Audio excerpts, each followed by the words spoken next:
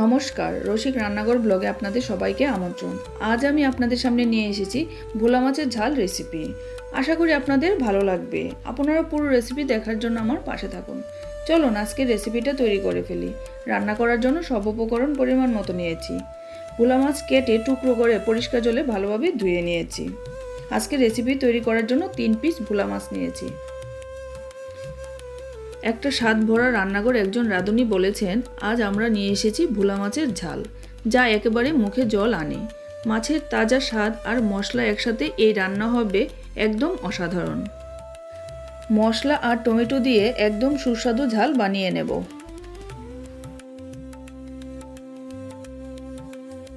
একটা বাটিতে মাঝারি সাইজের ভোলা মাছ নিয়েছি। হাফ চামচ হলুদ গুঁড়ো, 1 চিমটি লঙ্কা গুঁড়ো, স্বাদ মতো নুন দিয়ে মশলার সাথে মাছ মেখে নেব।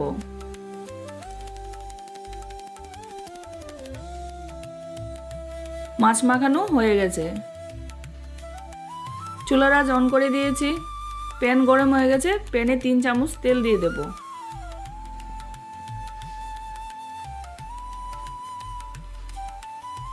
তেল গরম হয়ে গেছে। মাছ ভাজি করার জন্য প্যানে মাছ দিয়ে দেব।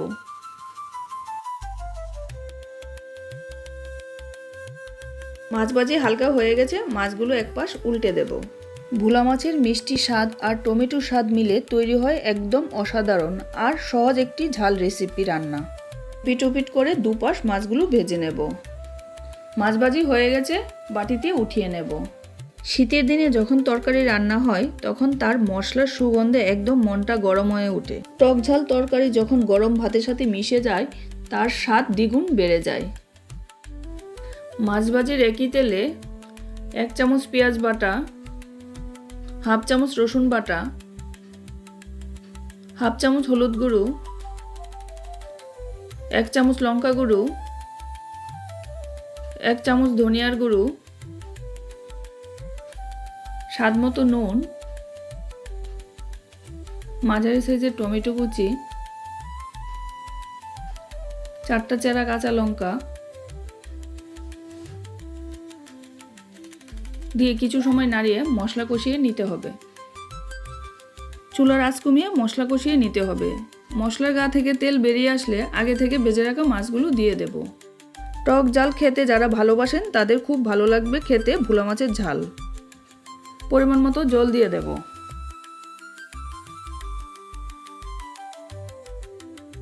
কিছু সময় নাড়িয়ে দেব। মশলার সাথে ঝোল মিশিয়ে দেব। আবারও গ্যাসের আঁচ কমিয়ে মিনিট 2 ফুটতে দেব।